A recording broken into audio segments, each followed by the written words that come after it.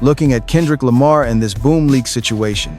If you are ready to see how someone inside the Interscope building is about to be escorted out by security, and how Top Dawg, Punch, Dairy, and the entire TDE machine just put a name on a blacklist that nobody in music ever wants to be on.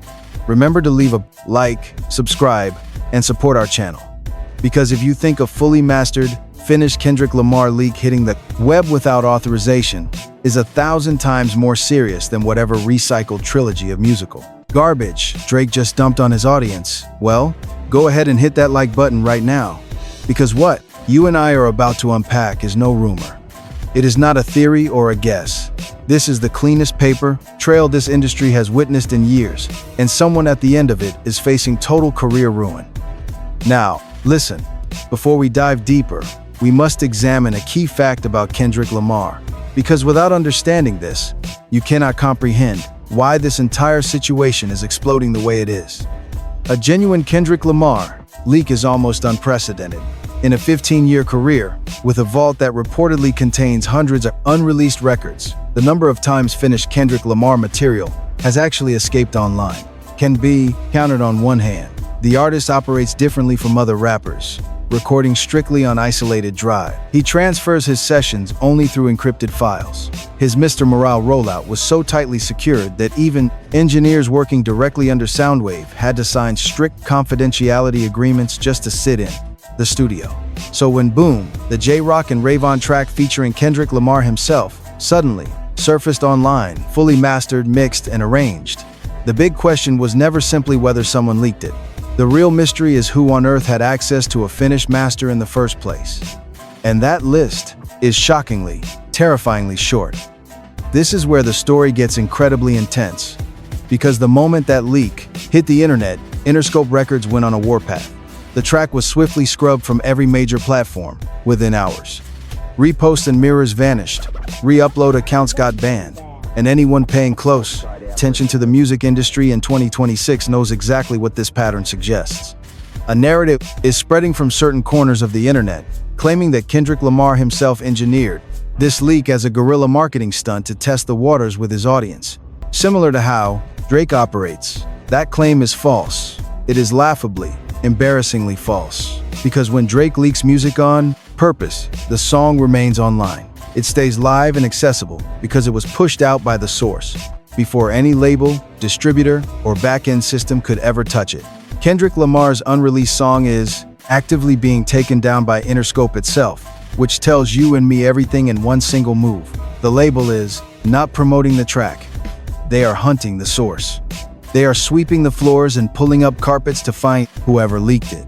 This is clearly not a throwaway track, despite what some commentators claim. A real throwaway does not get professional mastering. It does not receive mix notes, nor does it appear on the distribution backend with metadata attached. We saw this exact pattern last year with the leaked record, Chains and Whips, where database registries quietly listed Kendrick Lamar as a feature before anyone even knew he was involved.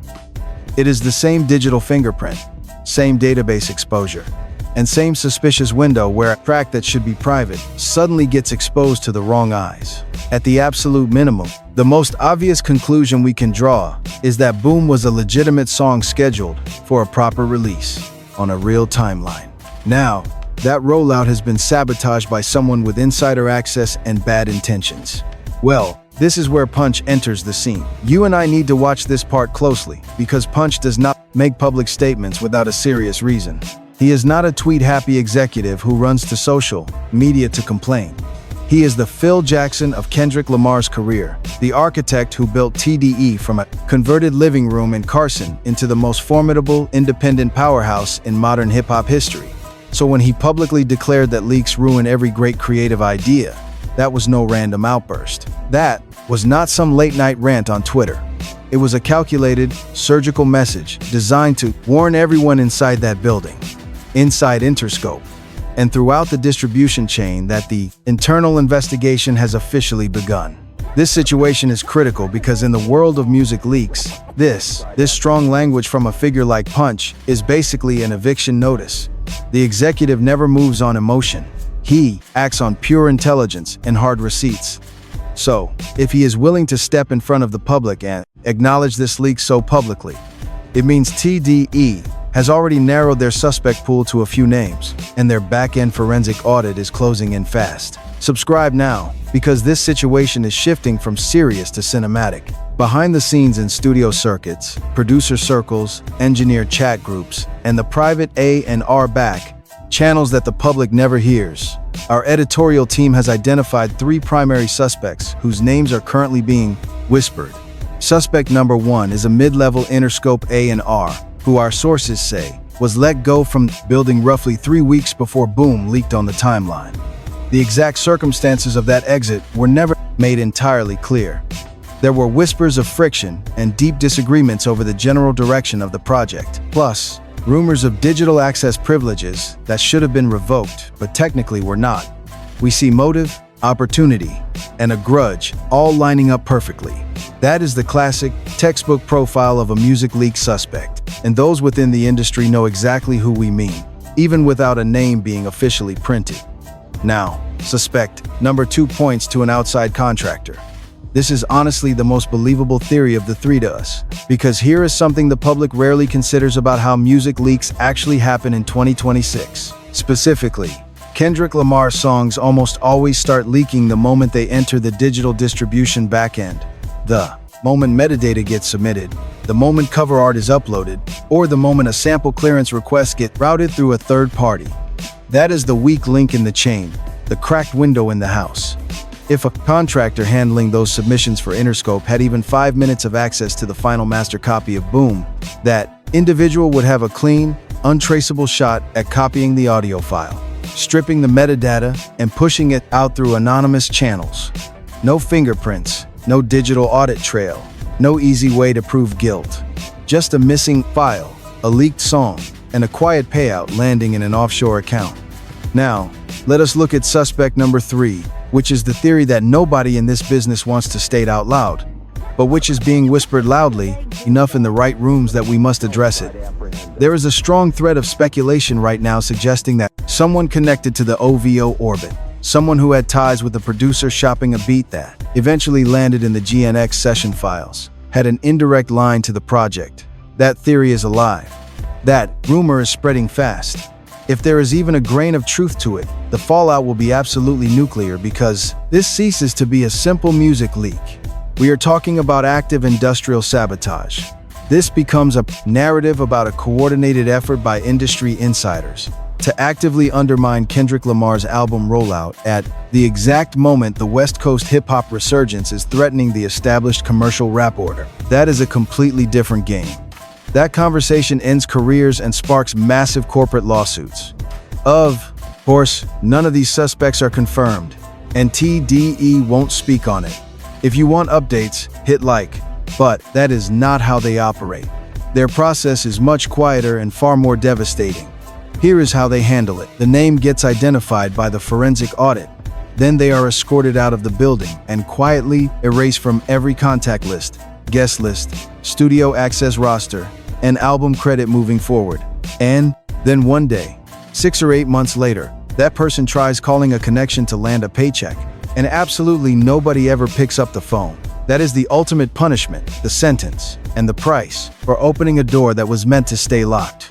What makes this whole situation even bigger is that this is not the first time we have seen this exact blueprint in 2026. Remember the clip leak? Go back to Chains and Whips. The pattern is identical.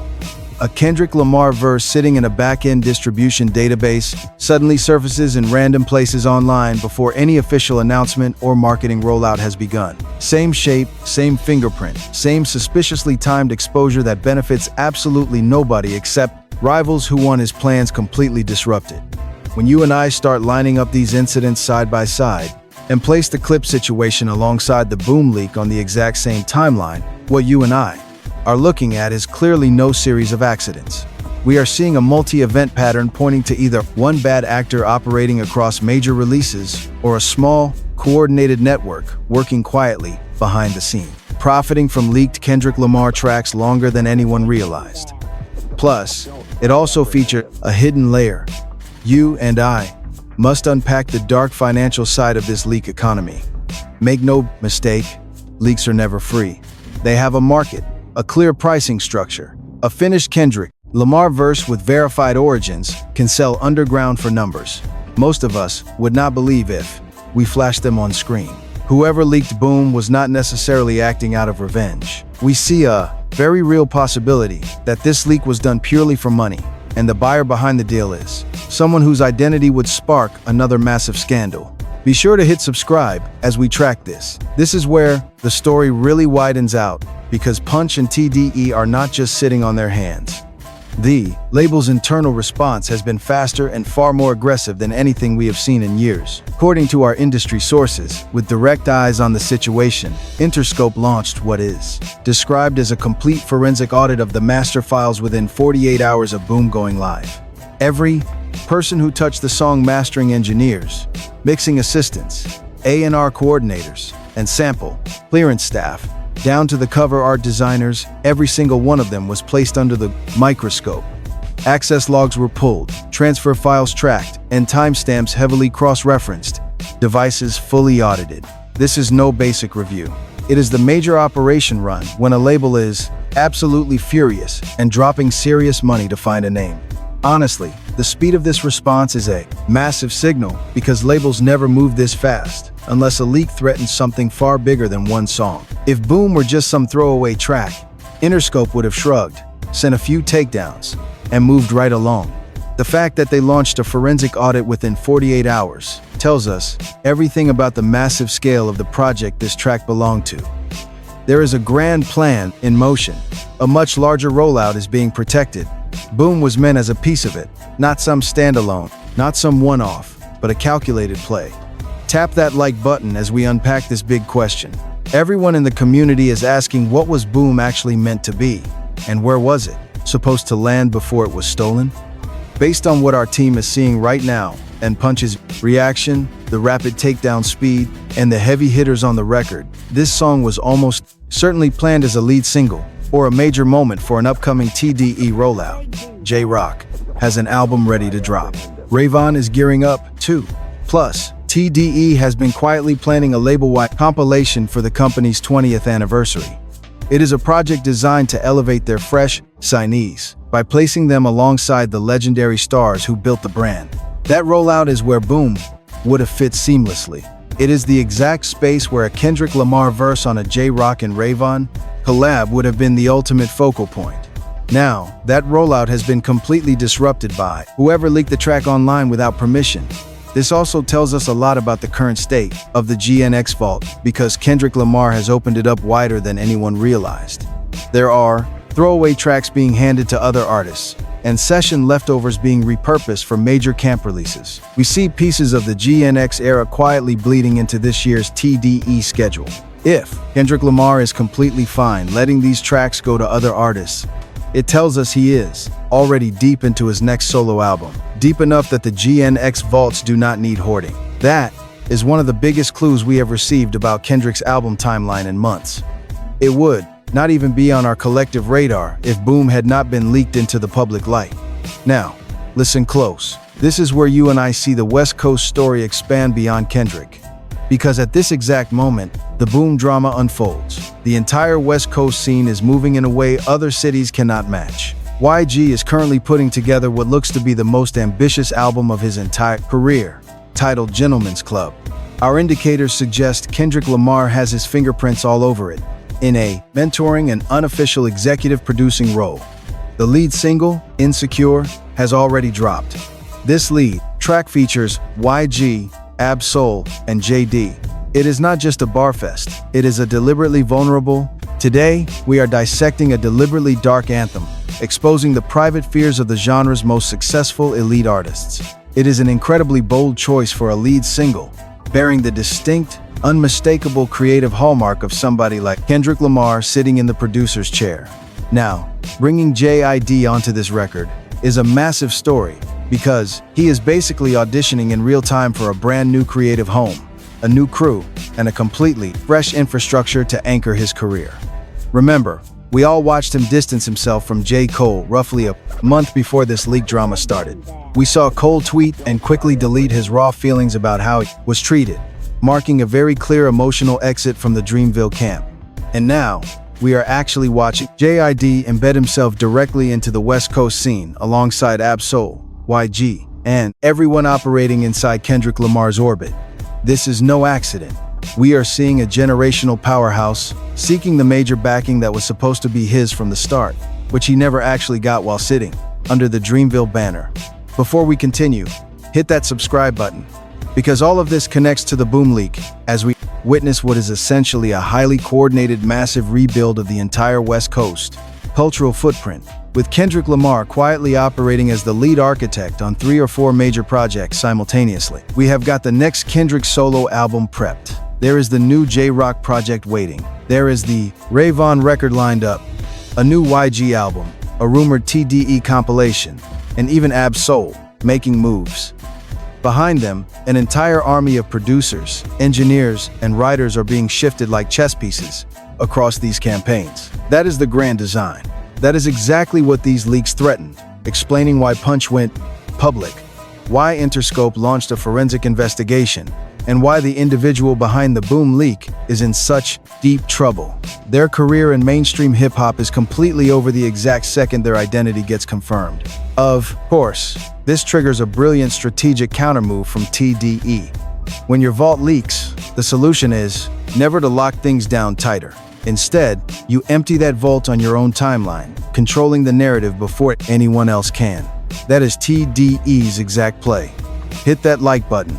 Now, their release schedule is rapidly accelerating, their communication is rapidly ramping up, and drops are crowding into tighter windows. They know that the moment you bury a leak beneath a mountain of official music, the unauthorized files become totally irrelevant background noise. It turns into a mere footnote in a massive story dominated by the label. That is the masterstroke, the ultimate chess move. And it is something the Boom leaker completely failed to anticipate when they pushed that file online. Now, you and I really have to step back and analyze the broader picture, because this Boom leak is not merely about a single track. It represents an entire music industry currently undergoing rapid, real-time restructuring. The entire cultural center of gravity is swinging back to the West Coast, and artistic power is returning to lyricists who actually have something to say. Commercial dominance is steadily drifting away from the bloated, recycled, algorithm-driven product that dominated the last several years, moving back toward the kind of artist-led, vision-driven records that originally built this entire culture from the ground up. And gatekeepers benefiting from the old order are in a complete panic. Power players who built their entire commercial dominance on being the only voice in the room are watching that position erode every week. In this climate, leaks are never accidental. They are strategic weapons, deployed by rivals who have very specific reasons to sabotage high-profile campaigns at very specific moments. Again, this is not a conspiracy theory. It is just pure industry math. It is simply the geometry of how the business has always worked during major power shifts. And the Boom leak fits that pattern flawlessly. The timing is highly suspicious, the song selection incredibly targeted, and the exposure window extremely narrow. Someone targeted this record specifically for what it stood for, not because it was an easy file to grab.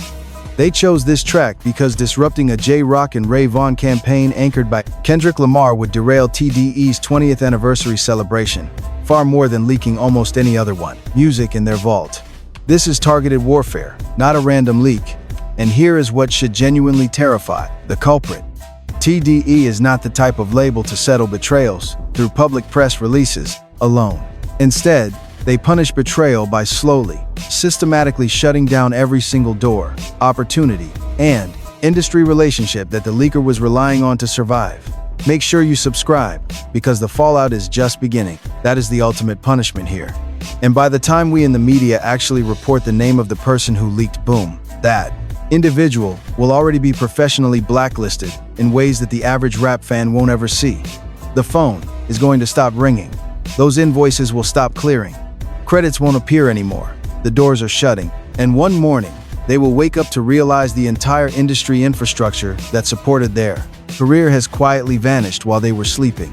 From our editorial desk, we know the next the weeks of TDE activity will be the most critical stretch the label has faced in years.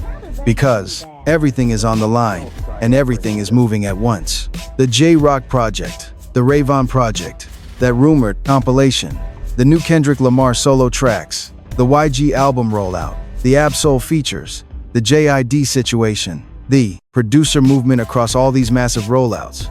And behind the scenes, we are watching a quiet, methodical search to identify and remove whoever sold Boom to the wrong buyer. That is the storyline. That is the grand chessboard. This is the moment you and I are watching unfold in real time. Somewhere inside that Interscope building right now, someone is staring at a screen, watching their access logs get pulled, seeing their file history get audited, watching the walls cave in on them. Our sources suggest someone is about to be escorted from a building they expected to work in for the next 10 years.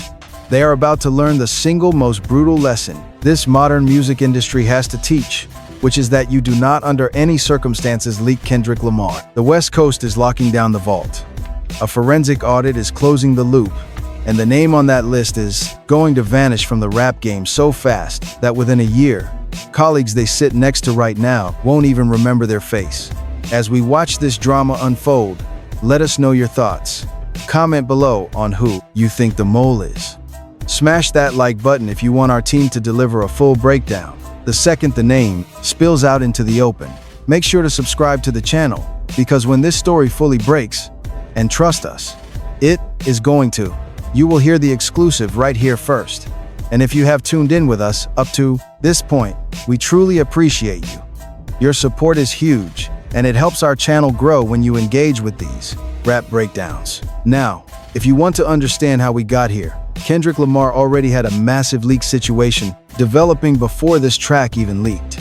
What our team uncovered about that prior incident links directly to everything we just laid out. You won't want to miss it, so click that suggested video on screen right now.